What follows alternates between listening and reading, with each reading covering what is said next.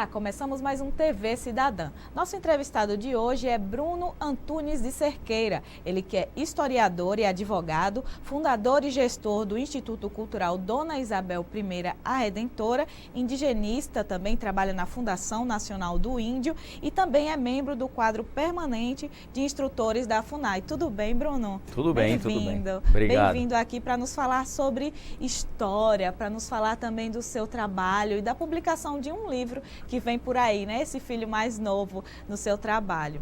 Exato. Bruno, primeiramente a gente queria conversar com você sobre um fato muito importante que aconteceu e muito triste para a história no Brasil, que foi o incêndio do Museu Nacional, né? Agora no início de setembro, né?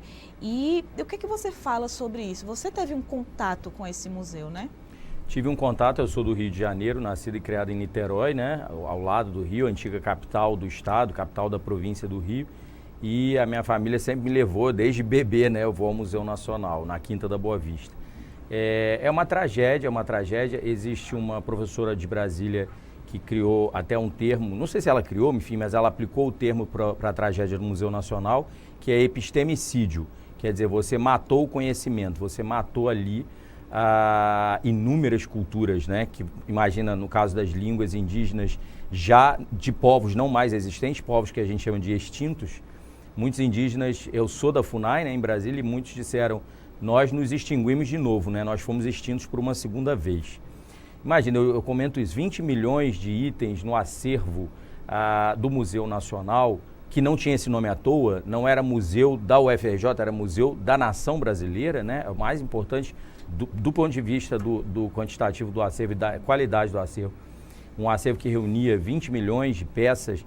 Isso, eu digo, nem há um inventário analítico possível, quer dizer, muita coisa que estava lá não pôde ser analisada, muita coisa estava lá do ponto de vista de línguas indígenas, história, etnologia, etnografia, não pôde ser digitalizada, não pôde ser guardada, e o fogo lambeu, o fogo levou nesse país que, infelizmente, né, para nós todos da área de história, de cultura, de ciências sociais, é um país que não valoriza a memória, é um país que deixa tudo se perder e se estragar, e isso é a lástima da lástima. Não há conserto para o que ocorreu com o Museu Nacional.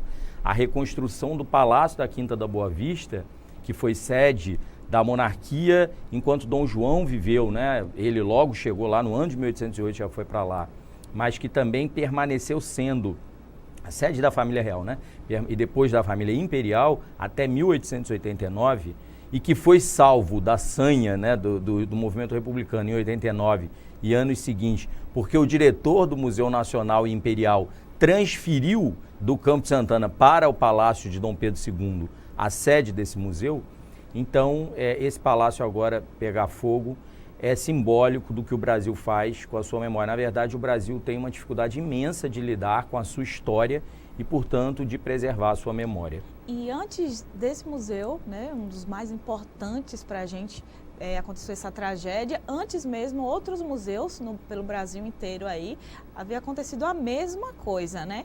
Quer dizer, a questão de segurança, Bruno, fica em último plano, né? Total. O descaso é absoluto, né? O professor Darcy Ribeiro dizia que o fato de não existir um projeto educacional no Brasil não era uma crise. Ele dizia, o problema da educação não é uma crise, é um projeto, né? Um projeto de nação para ela não evoluir, não crescer, então por isso a educação é relegada. Educação e cultura você pode colocar nesse grande pacote, e os museus são evidentemente locais, né, de memória, locais absolutamente devotados à educação e cultura da população. Eles serem abandonados dessa maneira, palácios históricos, igrejas, né, que são igrejas, né, templos históricos, né, no Brasil, dizem muito do nosso país. Infelizmente, é um país, como eu falei, em que a memória, infelizmente, né, isso é gritante, ela está quase que no lixo, né, enfim. E antes você esteve lá, antes desse incêndio, alguns anos antes, você esteve lá com a equipe também e viu mesmo, em loco, como é que estava o museu. Exatamente, porque eu, antes de assumir como indigenista especializado da FUNAI em Brasília, eu era assessor parlamentar na Câmara e havia sido também da Assembleia Legislativa do Estado do Rio, aqui a gente está na Assembleia de Alagoas. E, interessantemente e tragicamente, eu fiz vistoria técnica como membro da Comissão do Patrimônio Cultural da cidade do Rio, da Câmara, né, presidida pela vereadora Sônia Rabelo de Castro, lá nesse palácio e em vários outros que estão em estado tão terrível como ele vivia, né, que alguns estão no patrimônio da UFRJ e outros não, outros são patrimônio privado, como é o caso da Igreja do Rosário dos Homens Pretos, que sediou o Senado da Câmara, o consistório, funcionou no consistório, e lá Dom Pedro foi aclamado defensor perpétuo, lá foi iniciado o Dia do Fico. Então, esses prédios históricos no Rio de Janeiro, grande parte deles vive abandonada, e no Brasil inteiro, né? Isso não é só no Rio, isso é um problema da nação brasileira. Né? Pois é, e você está aqui em Alagoas, você veio especialmente para um curso, né? Ministrar um curso aqui na FUNAI, é um curso de redação oficial.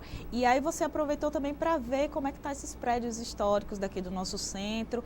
Eu sei que você não teve tanto tempo assim quanto gostaria, né? Mas o que é que você vê? Também é uma realidade de Alagoas isso, né? É sim, porque eu não tive tempo, como você mesma disse, de visitar os prédios históricos aqui, mas o que eu percebi é que o patrimônio histórico de Maceió, de Alagoas, de uma maneira geral, já me falaram da cidade de Deodoro, da cidade de Delmiro Gouveia, que dizem que tem um patrimônio preservado muito maior, Penedo também, mas eu percebo que em Maceió, um ou outro prédio histórico está bem, está preservado, está conservado, mas você vê muito prédio histórico abandonado, né? Isso é uma lástima, quer dizer, o Brasil, as capitais litorâneas têm praias, o turismo praiano, digamos, é excelente, mas muitas das capitais brasileiras poderiam viver de turismo histórico-cultural e ao invés de viverem desse turismo, tanto quanto dos demais, né, do ecoturismo, do turismo de praia, do turismo, elas abandonam isso por ignorância, né? Isso é uma ignorância muito grande, né?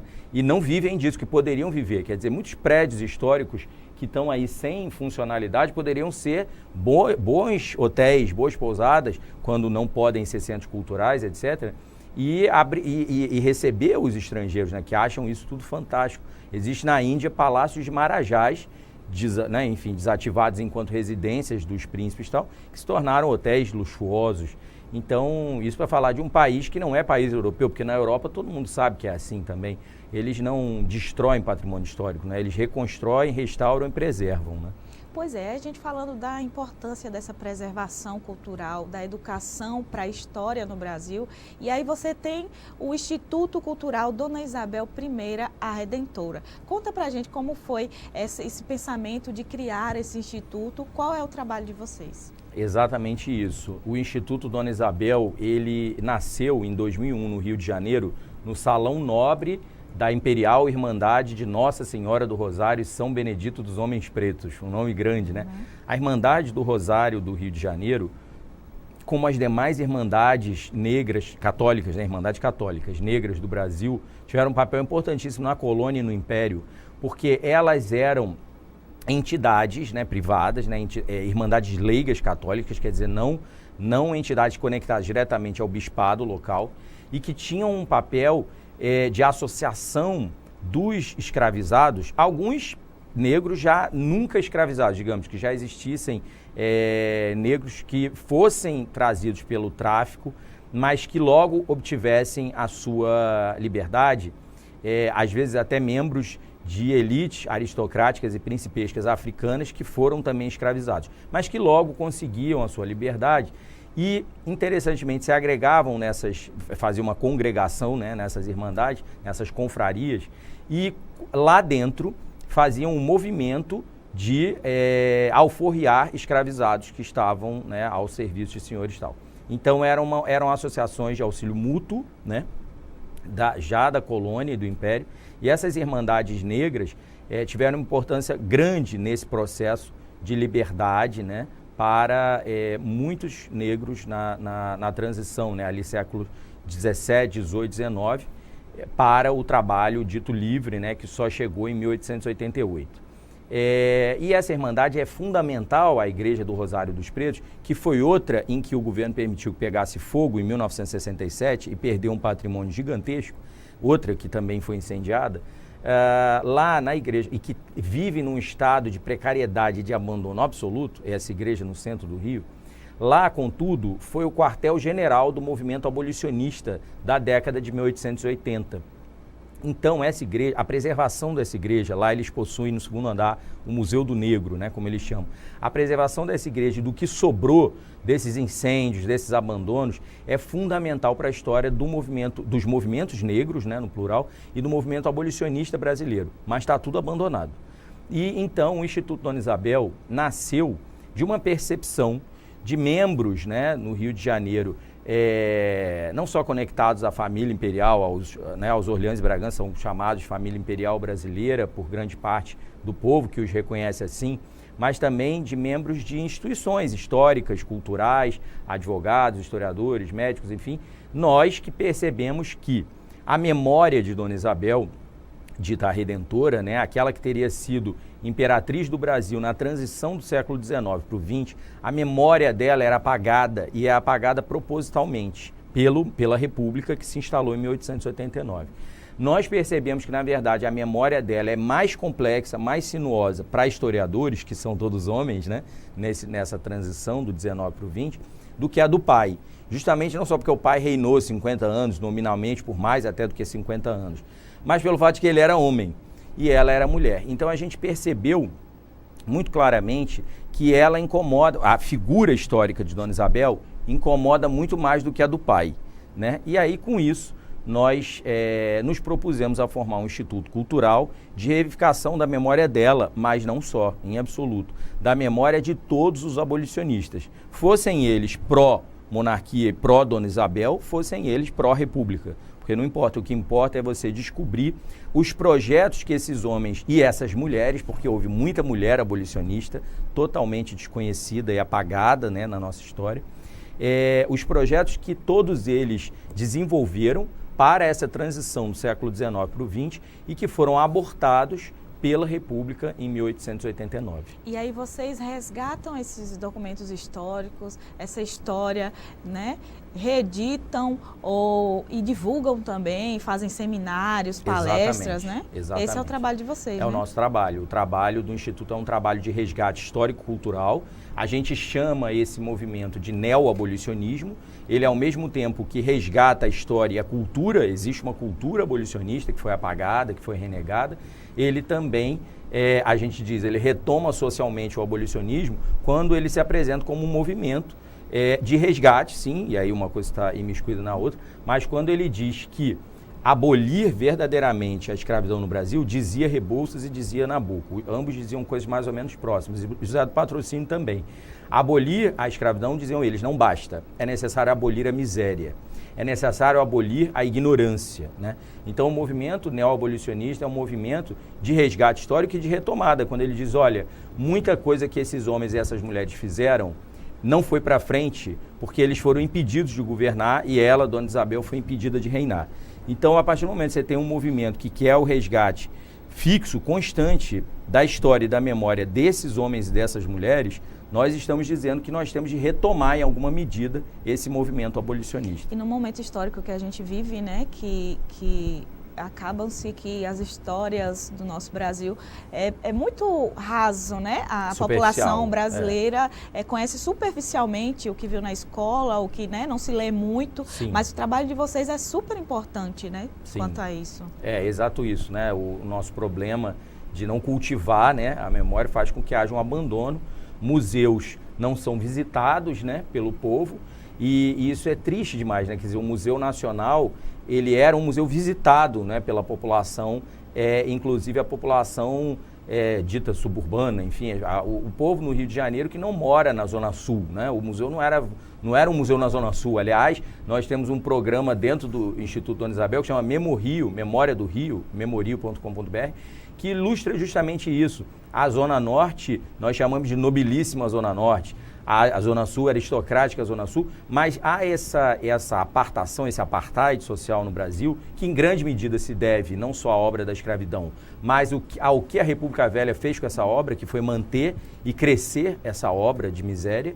Isso tudo é verdade, né? Quer dizer, você não precisa ser partidário, seja monarquia, seja república, você tem que reconhecer o que a história nos traz de informação. E nesse sentido, no Rio de Janeiro, você tem a Zona Sul como sendo a única que recebe equipamentos culturais e tal. Não, isso não é verdade. No Rio, você tem a Zona Norte, você tem a Zona Oeste, com prédios históricos, palácios históricos, poucos infelizmente mantidos, poucos infelizmente preservados e abertos ao público, né? Mas há um trabalho, sim, até eu sou obrigado a louvar o trabalho que o prefeito César Maia fez no Rio de Janeiro, que foi um trabalho voltado para isso, sim. Era um governante extremamente interessado e amante da história, né? E faltam governantes assim, faltam no nosso país homens públicos e mulheres públicas, evidentemente, que deem o valor que a história possui, né? Não existe possibilidade de cidadania, e o seu programa é sobre cidadania, não existe possibilidade de um povo ser cidadão se ele não conhecer a sua história. Isso é uma operação impossível, né? De soma zero, porque veja, se você não conhece a sua origem, não conhece de onde você veio, se você não conhece a história do seu local, da sua região, do seu país, como que você vai atuar politicamente? Como que você vai ser alguém hábil para estar na arena política, né? Para demandar direitos, né? E também conhecer os seus deveres, evidentemente, cidadania é isso. Mas como isso será possível sem conhecimento histórico? É verdade. Bruno, já a gente vai falar mais sobre a importância da história e desse conhecimento histórico para os brasileiros, também sobre os projetos do Instituto Dona Isabel e também um pouquinho sobre o seu trabalho lá na FUNAI, Fundação Nacional do Índio, já depois do intervalo. Até mais.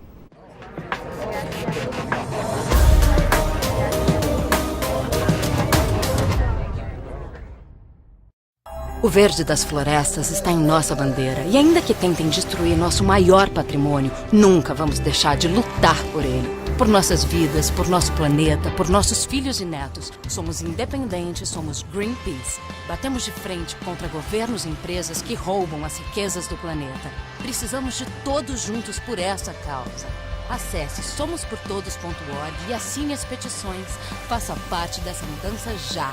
Greenpeace, somos por todos.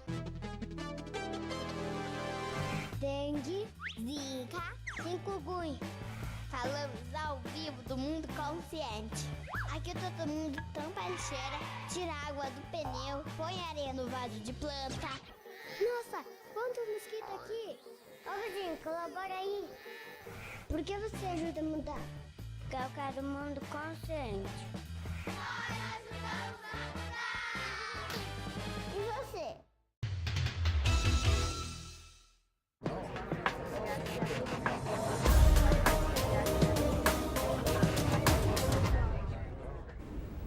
Voltamos com o nosso TV Cidadã. Nosso entrevistado hoje é Bruno Antunes de Cerqueira, que é o historiador e advogado, também é o fundador e gestor do Instituto Cultural Dona Isabel, a Redentora, lá no Rio de Janeiro, e também indigenista especializado na Fundação Nacional do Índio, a FUNAI. No bloco anterior, Bruno, você estava falando da importância da história, né, para que o povo brasileiro entenda a sua história e atue politicamente, né?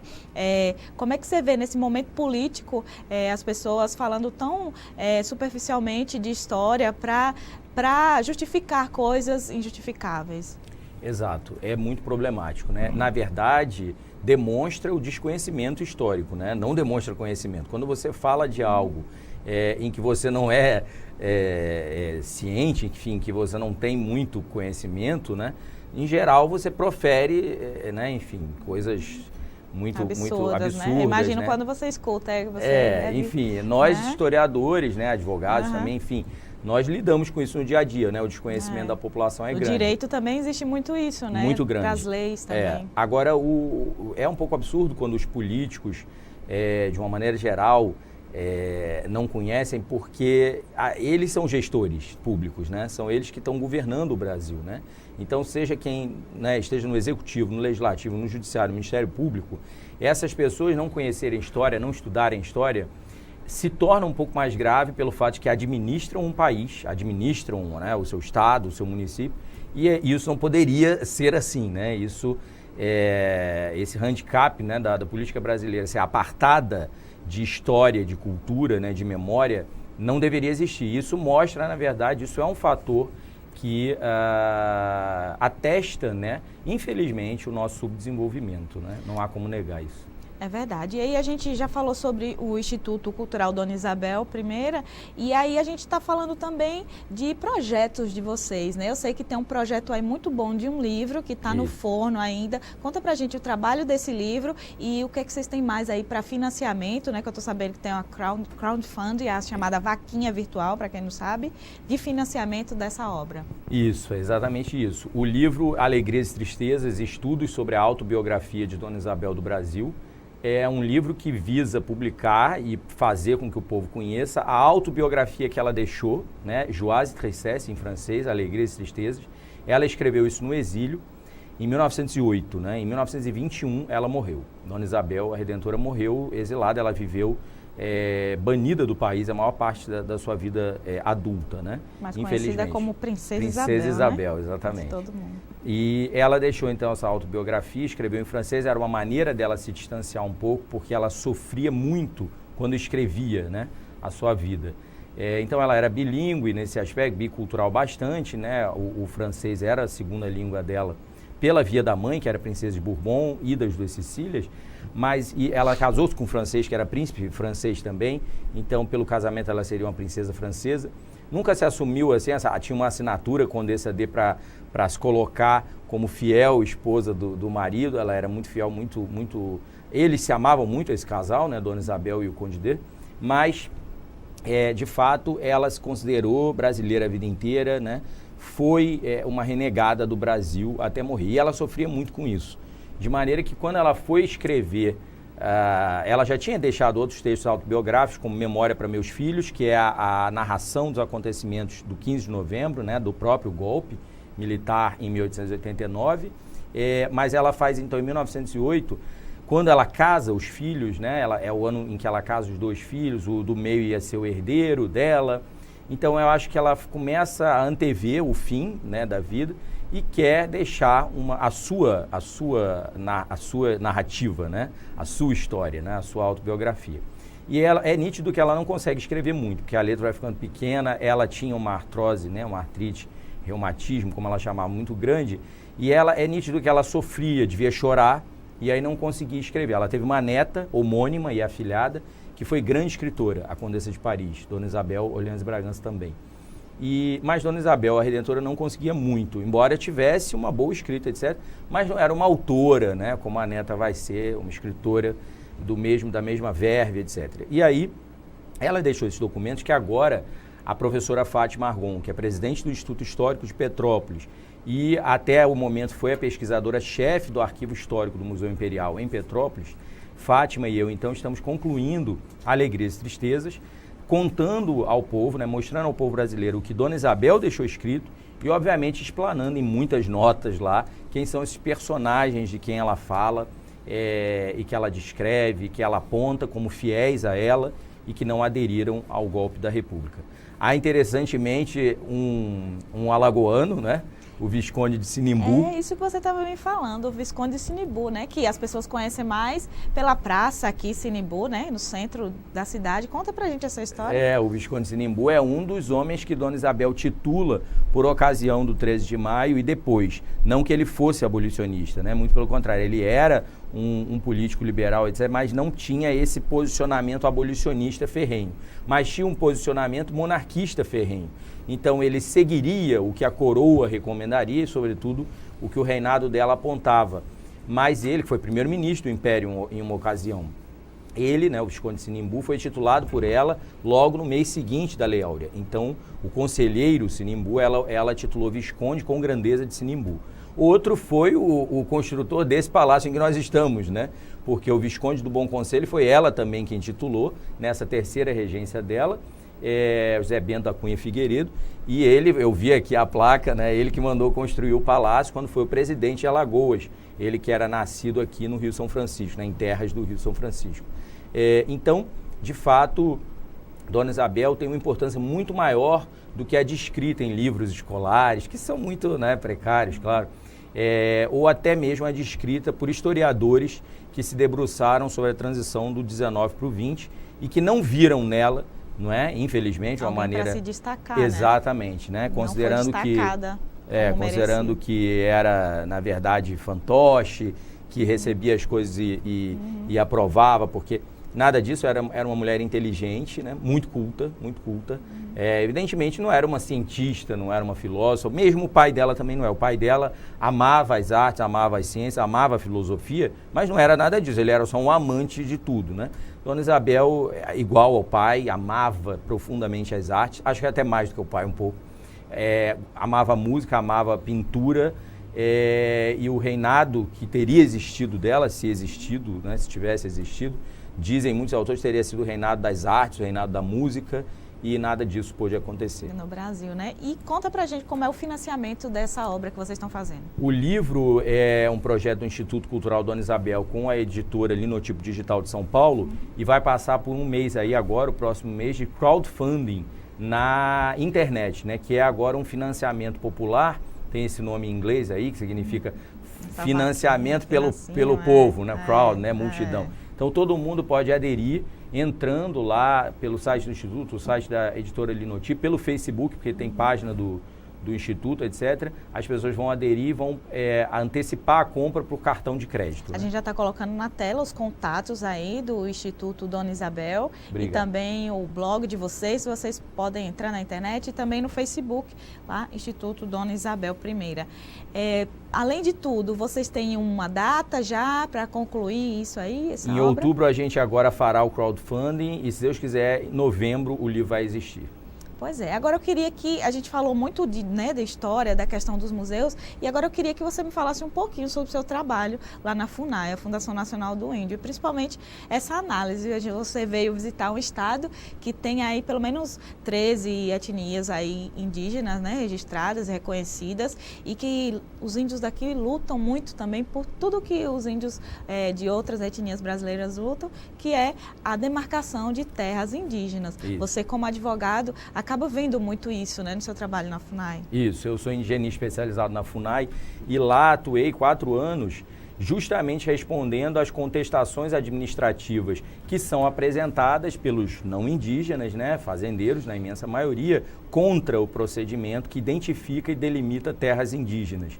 E é um trabalho absolutamente técnico, né, que não poderia ser gerido por 1 ou 2 pessoas, teria que ter uma equipe, né, de 10 ou 20 só trabalhando nisso. Mas a FUNAI, ela é precarizada, né, na sua administração e na sua organização, não é de hoje, né?